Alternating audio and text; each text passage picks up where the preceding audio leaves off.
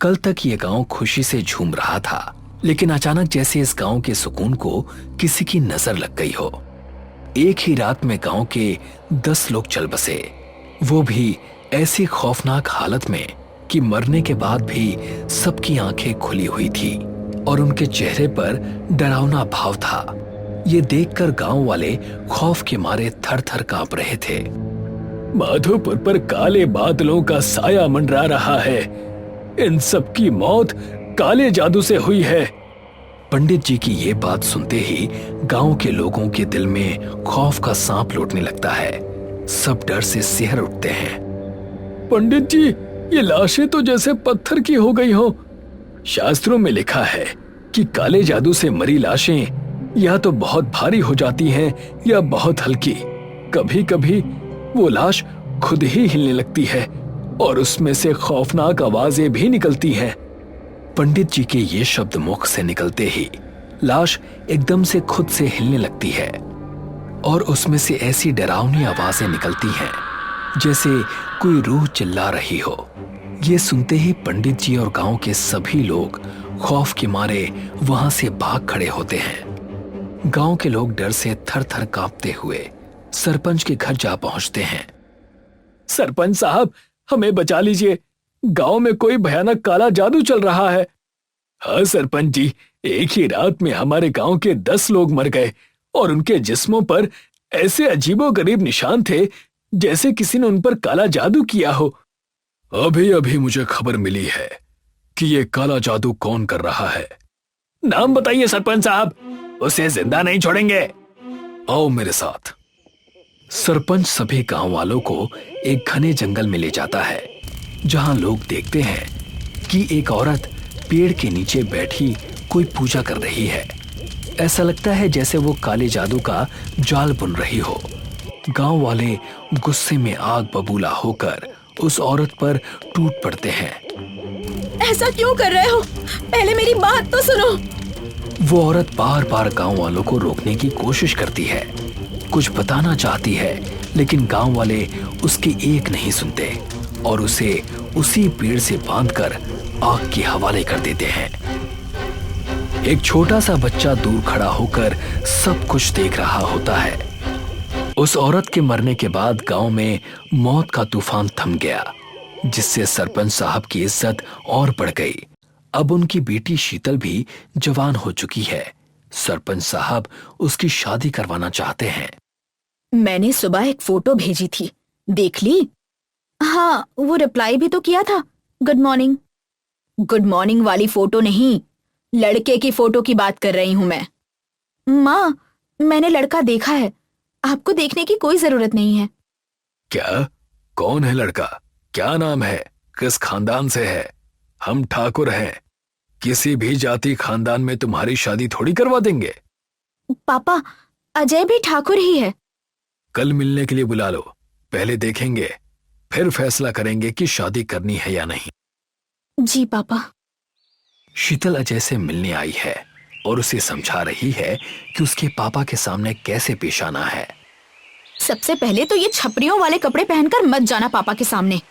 Shirt का button बंद रखना और दाढ़ी क्लीन शेव। जाते ही पैर छू के प्रणाम करना। और भी कुछ है तो बता दो, याद कर लेता हूँ। हाँ, अगर पापा पूछेंगे कि कितना कमाते हो तो क्या कहोगे? 15,000। इससे ज्यादा सैलरी तो मेरे पापा नौकर को देते हैं। फिर तो उसी से कर लो शादी। सेम कास्ट नहीं है ना, मैं ठाकुर हूँ और वो सिन्हा, पूरे 1 लेटर का फर्क है। अजय शीतल के पापा से मिलने माधोपुर आता है।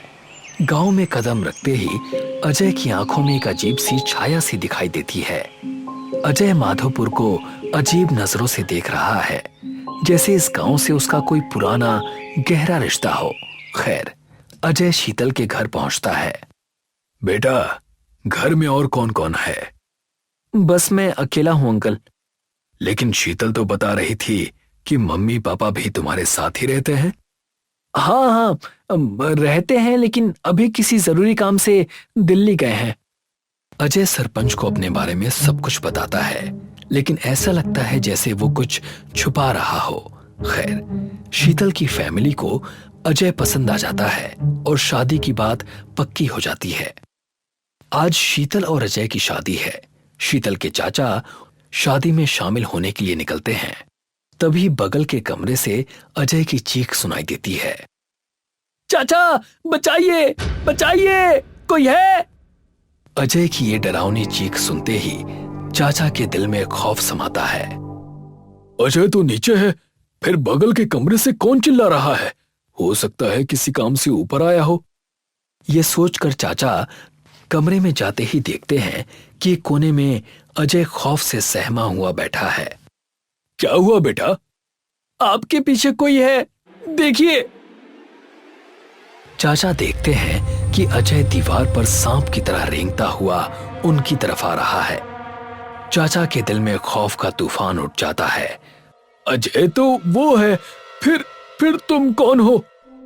अजय चाचा को देखकर एक खौफनाक सी हंसी हंसता है।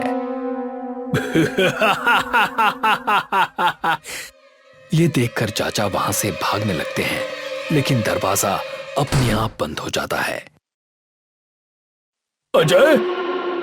अजय चाचा पर खौफनाक हमला करता है और वो वहीं मारे जाते हैं। सभी चाचा का इंतजार कर रहे हैं।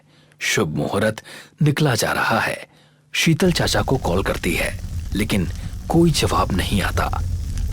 अब तो चाचा फोन का भी जवाब नहीं दे रहे। सरपंच साहब, शुभ मुहूर्त निकला जा रहा है। आप कहें तो शादी का काम शुरू किया जाए। जी, आप शुरू कीजिए। पंडित जी शादी करवा देते हैं। शादी खत्म होते ही घर का नौकर दौड़ता हुआ आता है। साहब, उमेश चाचा घर में मरे पड़े हैं। वहां जाकर देखते हैं कि उमेश की लाश पड़ी है। उसकी आंखें खुली है और चेहरा बहुत भयानक दिख रहा है। मरने के बाद भी आंखें खुली हैं। चेहरा तो देखो, कितना खौफनाक लग रहा है। आज से 25 साल पहले जब एक ही रात में गांव के 10 लोग मरे थे, तब भी सबकी आंखें ऐसी ही खुली थीं। सबके चेहरे ऐसे ही डरावने दिख रहे थे। किसी ने काले जादू से इन्हें मारा है। ये सुनते ही गांव के लोग डर जाते हैं। शास्त्रों में कहा गया है कि काले जादू से मरी लाशें या तो बहुत भारी हो जाती हैं या बहुत हल्की हो जाती हैं। कभी कभी वो लाश खुद ही हिलने लगती है और उसमें से खौफनाक आवाजें निकलती हैं। पंडित जी के ये शब्द कहते ही बिजली गुल हो जाती है। हवा में एक आवाज गूंजने लगती है। लाश अपने आप हिलने लगती है और उसमें से ऐसी खौफनाक आवाजें निकलती हैं जैसे कोई रूह चीख रही हो। ये देखकर गांव वाले खौफ के मारे भाग खड़े होते हैं। लाश के पास सिर्फ पंडित जी और सरपंच खड़े रह जाते हैं। ऐसे में तो मेरे भाई का अंतिम संस्कार भी नहीं हो पाएगा। क्या करें? पंडित जी कोई उपाय बताइए। आपके भाई के जिस्म में किसी रूह का साया बस गया है। आप किसी तांत्रिक को बुलाइए, वो इसका कोई ना कोई हल जरूर निकालेंगे। सरपंच साहब पंडित जी के साथ तांत्रिक को ढूंढने निकल पड़ते हैं। लाश के पास कोई नहीं रहता। लाश अकेली पड़ी रहती है और उसमें से अजीब खौफनाक आवाजें निकलती रहती हैं। कुछ देर बाद जब सरपंच साहब और पंडित जी तांत्रिक के साथ वापस आते हैं तो देखते हैं कि लाश वहां से गायब हो चुकी है। लाश कहाँ गई? यहीं तो थी। अनर्थ हो गया। जिसने भी ये काला जादू किया उसी ने लाश को गायब किया है। अगर लाश मेरे सामने होती तो पता लग जाता कि काला जादू किसने किया था। सब सोच में डूब जाते हैं कि आखिर लाश को किसने गायब किया। ये काला जादू कौन कर रहा है? रात का अंधेरा है। गांव के सभी लोग खौफ से कांप रहे हैं। अब देखना होगा इस भयानक विपत्ति से कौन बचाता है। शाम के 6 बजे का समय था। अशोक अपनी बाइक को दौड़ाए जा रहा था। अचानक अशोक की नज़र हाईवे पर खड़ी हुई एक सुंदर लड़की पर पड़ी जो अशोक की ओर मुस्कुराकर देख रही थी। अशोक ने अपनी बाइक ठीक उसके सामने रोक दी। इस सुनसान हाईवे पर अकेली क्या कर रही हो मैडम? आपको पता नहीं है शाम के 6 बजे के बाद यहाँ से बहुत कम लोग गुजरते हैं। क्यों, इस हाईवे पर कोई चुड़ैल टहलती है क्या?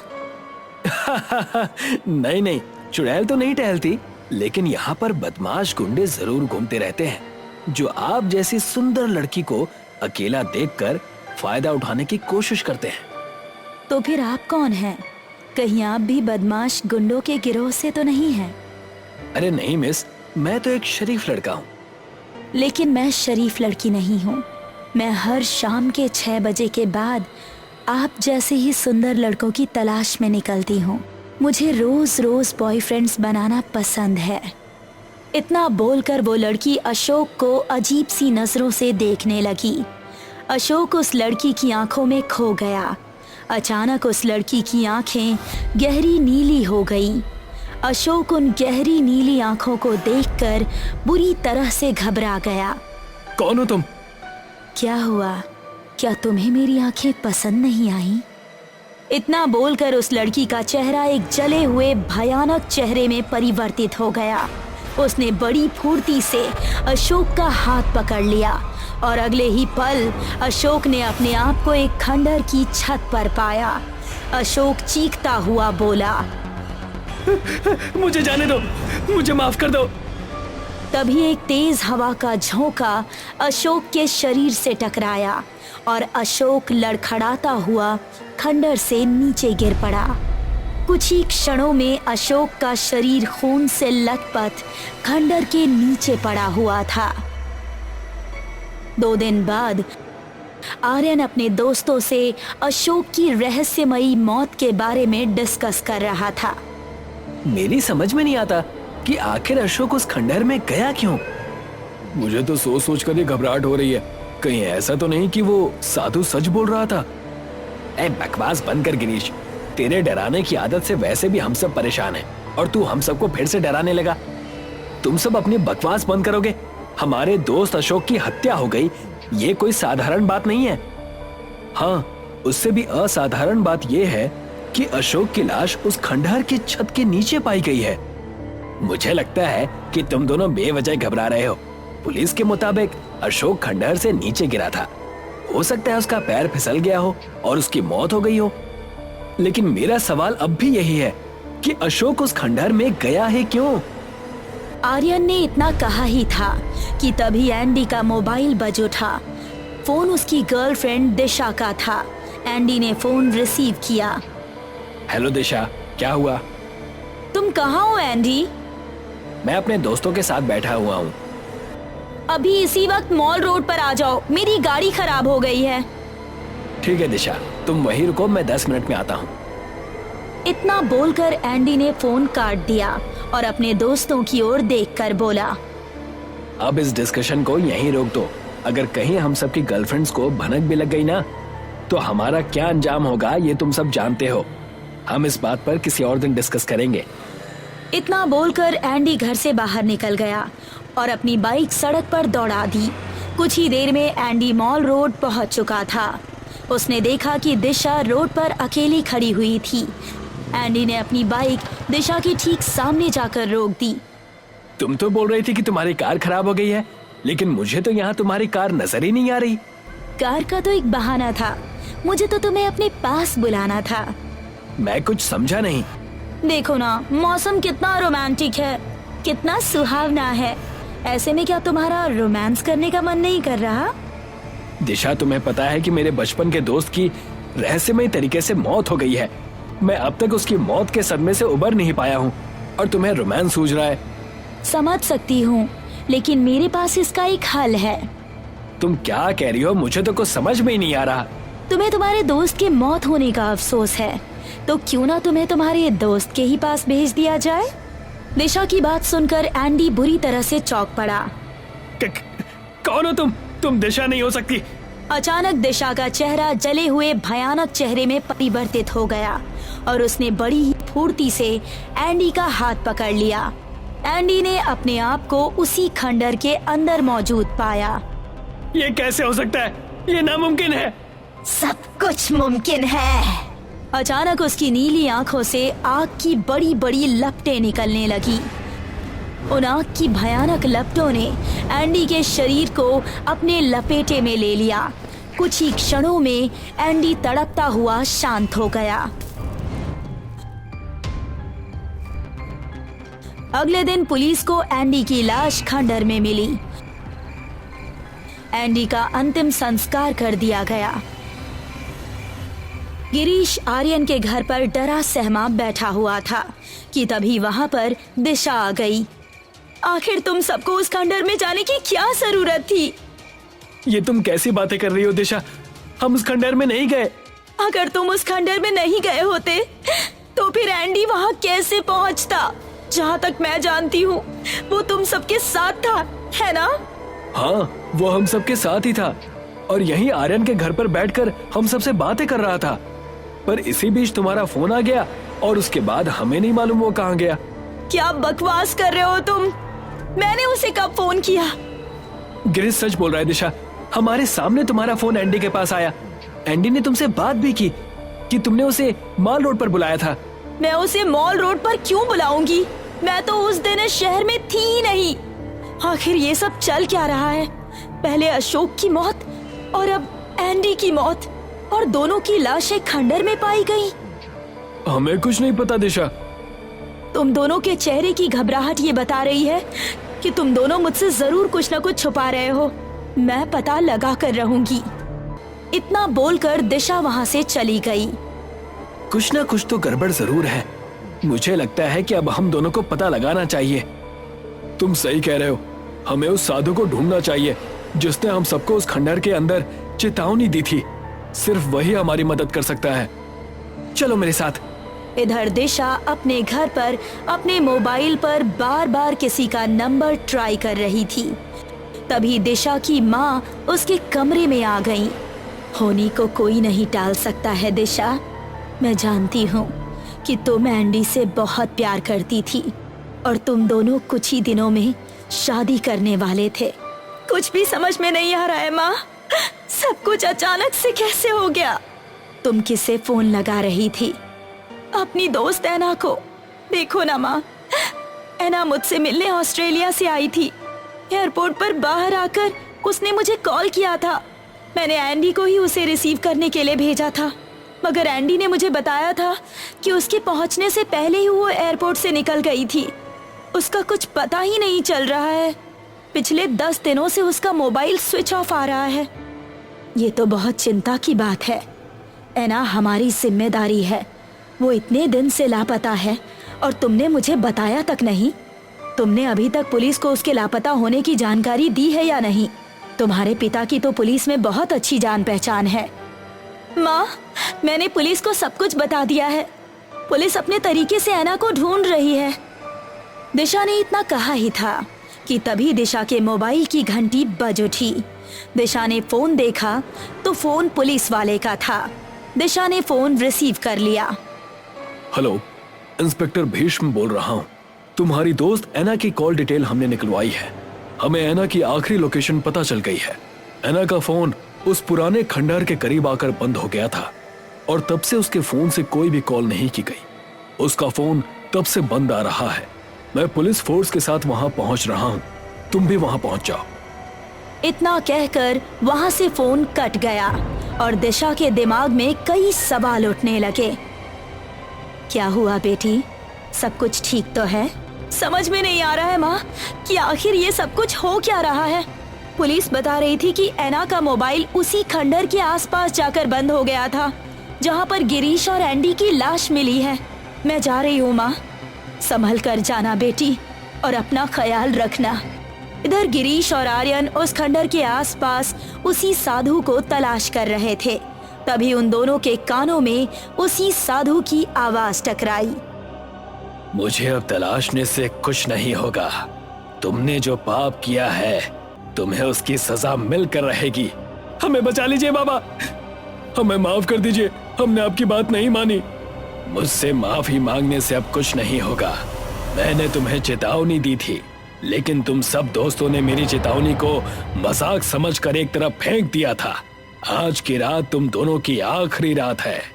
इतना बोलकर साधु क्रोध भरी नजरों से उन दोनों के करीब आ गया। अपनी आंखें बंद करो और अपने गुनाह को देखो और स्वयं फैसला करो कि क्या तुम दोनों माफी के काबिल हो या नहीं। साधु के इतना कहने पर उन दोनों की आंखें अपने आप बंद होने लगी और उन दोनों के साथ आंखों के सामने 10 दिन पुराने उनके ही किए हुए कुकर्म का दृश्य चलने लगा। एना रस्सी से बंधी हुई चीख रही थी, मुझे छोड़ दो, जाने दो मुझे, तुम सब ये अच्छा नहीं कर रहे हो। हाँ, छोड़ देंगे, पहले हमारी बात मान लो। तुम्हें शर्म नहीं आती एंडी? मैं तुम्हारी गर्लफ्रेंड की दोस्त हूँ और उससे ही मिलने यहाँ इंडिया तक आई हूँ और तुमने चुपके से मेरी ड्रिंक में बेहोशी की दवाई मिला दी और यहाँ ले आए। एयरपोर्ट के बाहर तुम्हें देखकर ही हम सब दोस्तों की नीयत खराब हो गई थी। हाँ है ना, तुम्हारी नीली आंखों पर हम सब मर मिटे थे, अब हम तुम्हें कैसे जाने दे सकते हैं। तुम सब अय्याश हो और अपनी अय्याशी में सब कुछ भूलकर अंधे बन चुके हो। बकवास मत करो है ना, हमारी बात मान लो, इसी में तुम्हारी भलाई है। नामुमकिन, मैं मर जाऊंगी लेकिन अपनी इज्जत का सौदा नहीं करूंगी। तो फिर ठीक है, हमें जबरदस्ती करनी ही पड़ेगी। तभी उन सबके कानों में एक साधु की आवाज टकराई, छोड़ दो उस लड़की को और चले जाओ यहाँ से। आज अमावस की रात है और ये शैतानी खंडहर है। साधु को देखकर वो सब बुरी तरह से डर गए। अरे यार, ये साधु कहाँ से आ गया? इसने हमें देख लिया, चलो भागो यहाँ से। पागल हो गए हो क्या? अगर ऐना को हमने जिंदा छोड़ दिया तो ये सब मेरी गर्लफ्रेंड को बता देगी और हम सब जेल की चक्की पीसेंगे। इतना कहकर एंडी ने जलती हुई मशाल से ऐना के कपड़ों में आग लगा दी। ऐना जलते हुए बुरी तरह से चीखने लगी और फिर शांत हो गई। ये क्या किया तुमने? आज की रात तुमने इस खंडहर में इस लड़की को जिंदा जला दिया। तुम सब मरोगे। अपना मुंह मत खोलना साधु, वरना हम तुम्हें भी जिंदा जला देंगे। तभी आर्यन और गिरीश होश में आ गए, मगर उनके सामने साधु नहीं बल्कि ऐना अपने भयानक रूप में खड़ी हुई थी और दूर से ये सारा दृश्य दिशा और इंस्पेक्टर भीष्म फटी फटी आंखों से देख रहे थे। हमें माफ कर दो ऐना, हमें जाने दो, मुझे छोड़ दो। तभी ऐना के आंखों से आग निकलने लगी और उस आग ने आर्यन और गिरीश को बुरी तरह से अपनी चपेट में ले लिया। उन दोनों के शरीर धू धू करके जलने लगे। ऐना अपने असली रूप में आ गई और धीरे धीरे कदमों से दिशा और इंस्पेक्टर भीष्मा के पास आकर खड़ी हो गई। कुछ भी कहने की जरूरत नहीं है, मैं सब कुछ समझ गई।